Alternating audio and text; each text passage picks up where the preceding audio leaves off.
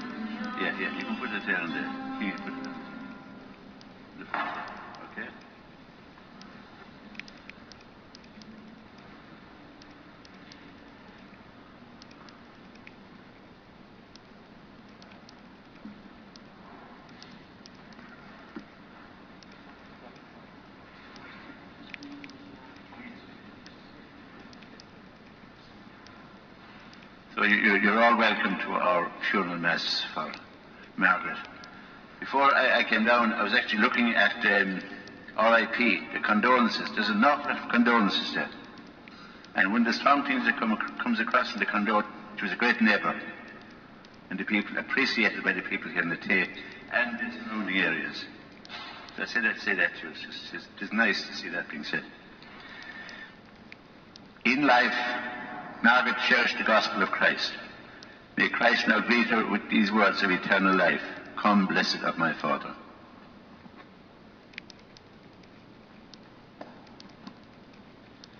In baptism, Margaret received the sign of the cross.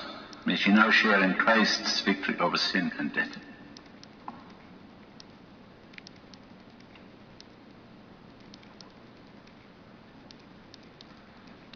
Cronin of Keale, Athea County, Limerick here. She was late of Knockalougha, Duagh, down in County Kerry, a good Kerry woman. She died peacefully at her home, surrounded by her family, on the 5th of February, a couple of days ago, 2021. She was 98 years old. I think she was the third oldest in the parish. I think she was beaten by a short head by Henry Scanlon. And we had Nora Lynch, who was going 101. She was predeceased by her husband Timothy, daughter Margaret, and son-in-law Gerard Slowey. She is sadly missed by her family, sons Denis, Michael and Patrick, daughters Theresa, Mary, Eileen and Christina, brother John Paul, daughters-in-law Ita and Mary, sons-in-law Mick, Billy and Patrick, 19 grandchildren, 19 great-grandchildren, nephews, nieces, other relatives, kind neighbours, and a very large circle of friends. So Margaret is sorely missed, but she was cherished here by her family. So we pray especially for her. And let's also remember all the other people who have passed away in our parish, people who have passed away today. And we'll remember to pray for the sick people also, and families that are suffering. We'll remember them all at this Mass. And we also... But they are in peace. If they experience punishment as men see it, their hope is rich with immortality. Slight was their affliction, great will their blessings be. God has put them to the test and proved them worthy to be with him. He has tested them like gold in a furnace and accepted them as a holocaust. They who trust in him will understand the truth. Those who are faithful will live with him in love. But it's down in Duagh. And you pass Duagh, if you're going from Listowel onto Abbeyfield, you pass Duagh. I made a comment last year about that I saw an awful lot of buccal trees growing along that road. I remember that last year. I think I shocked some of the Kerry people, because their Gavin says there's been good farmers down that way. Anyway, Margaret moved up here and she married Timmy O'Donoghue. They were married, I think, 51 or 2 years, was it? I think you told me last night. 52. It's a long time. She was a tiny little woman. I used to go up there every month. She was one of the first people, when I came here to Athea 4.5 years ago, I suppose. She was one of my first Friday calls. A tiny little woman, but I can tell you she was a tough woman. She was very nice and she was silent, but she was a tough woman. I mean, and she reached the age of 98. But she was taking great care of her, because the family took great care. There's one thing about the people here in the Tay, they take care of their old people. I'll say that much for them. I don't know of any family here where an elderly person is neglected like that, to be honest. She worked in the farm.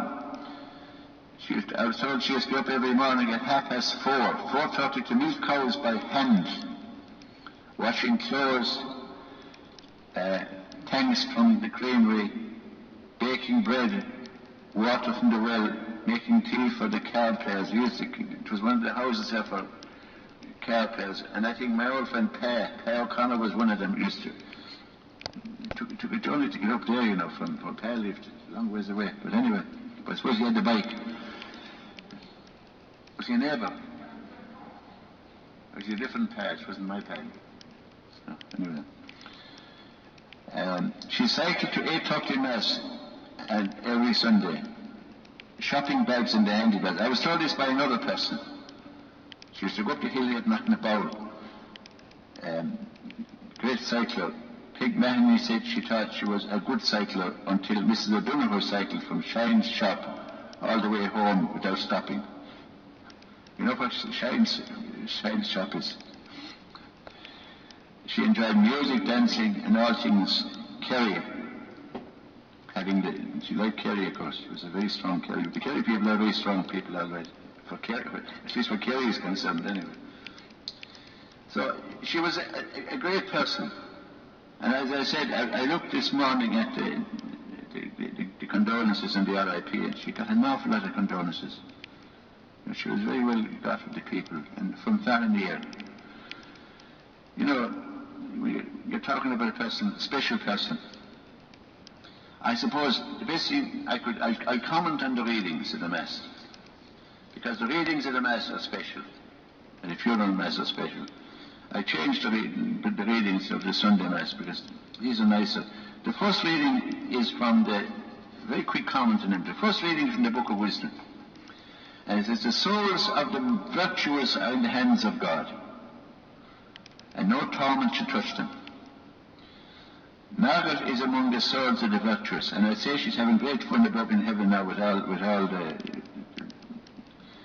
Timmy and all the family and all the friends that she has passed out in the way. But God put her to the test. She was put to the test because she had a tough life. When you're trying to exist above there on the top of the hill, 5 or 6 miles here from Athea, and you come through and you bring up a big family and you struggle, that's what it's all about. So we owe an awful lot to our forebears, and we should never forget them. She trusted in God. She was a great Christian, and she's at peace with God. That's the first reading taken care of. The second reading is a very nice reading. She's reading 14 in our book from the first letter of St. John. It says, "Think of the love that the Father has lavished on us for letting us be called God's children." In the minds of God, we are all children. And you know, adults, what are adults really but big children? But the Gospel gives us the idea that we should look on God as a kind and loving Father, the same as a child looks on her own parent. When you see a child, the little child, the way they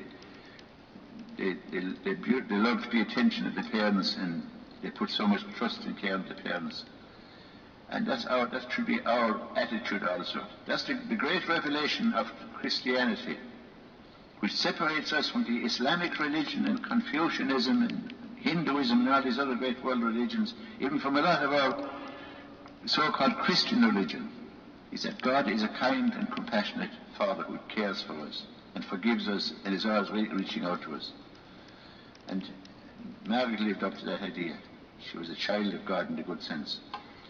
And that brings me to the gospel, which is a gospel which we use a lot. We use at baptisms a lot. I bless you, Father, Lord of heaven and earth, for hiding these things from the learned and the clever and revealing them to mere children. Margaret was one of these people. She learned, she had the experience of life. She mightn't have had a university education, but she had far more important things than any university education, and that is she had compassion and care and love in her heart. And she was, as a child, coming back to God. And then we're told in the second half of the reading, come to me, all you who labour and are overburdened, and I'll give you rest. There's a great message of hope. In today's world especially, come to me, all you who labour and are overburdened, and I will give you rest. That message, there's a lot of people in Athea who are overburdened and who would like to be and need rest. And have problems, whether it's economic problems or family problems or COVID problems, trying to come to terms with our life which has changed so much. And you know, one of the most important things of this Mass is the fact that so many people throughout the world even, and there's people watching this Mass, I suppose, in England and in America and Spain. There's one man in Spain, I know there's people in Germany, there's people in Dublin watching it, and around the country, that we can spread the message of the compassion of Christ for all people. That's what it's all about. And that's why this camera that we have is one of the biggest investments that we got in the parish. It is so important. He says, shoulder my yoke and learn from me, for I am gentle and humble in heart, and you will find rest for your souls. Margaret is at rest now. The family, you can be proud of the fact that you took such great care of your mother. Then she took great care of you also, of course. You're only repaying them. And you can live peacefully for the rest of your lives, that you did your duty and you did it well. So we commend our soul to God, and we ask God to bless other families this morning, and people who are sick. Like one or two people who are in nursing homes, and the people who have got cancer and fighting with it. We commend our soul to God, and we ask her to shower down her blessings upon all of us who need it, and that soon we'll get back to normal again in this country. So God bless you all. And now, if you stand, and we'll say then, since the Sunday we'll say the Creed. We'll say the Apostles' Creed. We pray for her family, neighbours, friends, and all those who visited her throughout her long life. May they now be rewarded for their kindness. Lord, hear us. We pray for Dr. Murphy and all the staff at Westbury Medical Centre, for the nurses in Athea District Health Centre, and also Dermot at O'Riordan and staff at O'Riordan's Pharmacy. They showed great care to Granny throughout her life. God grant them eternal reward for their kindness. Lord, hear us.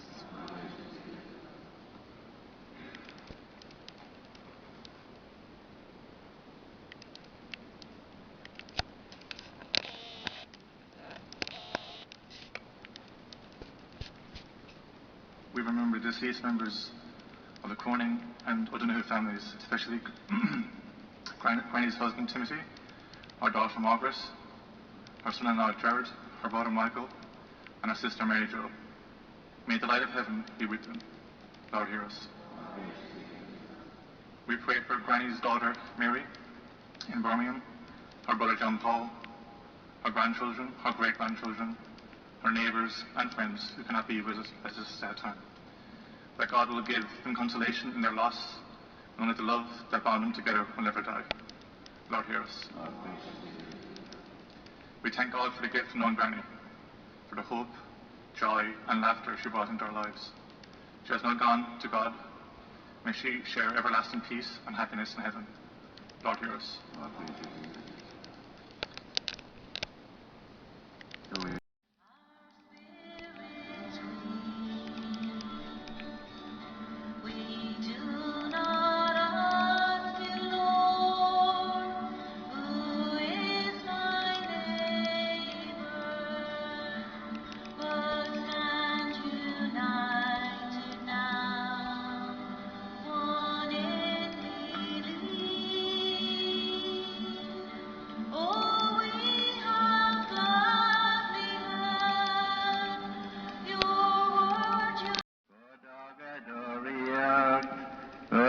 Tredahaler Antalav, Marian Turenias,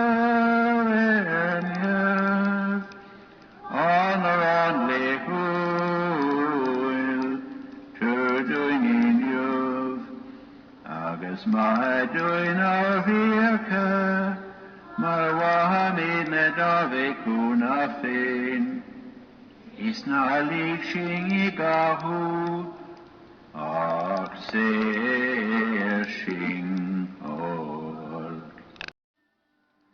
And our hearts are just the same, filled with joy in such a vision, as we praise your name.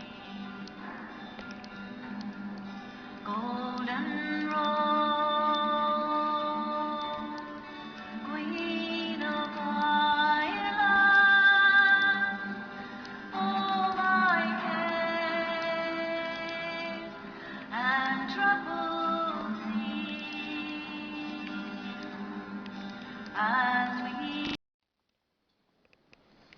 Margaret O'Donoghue, a wife, a mother, a sister, a grandmother, a great-grandmother, a friend and a great neighbour.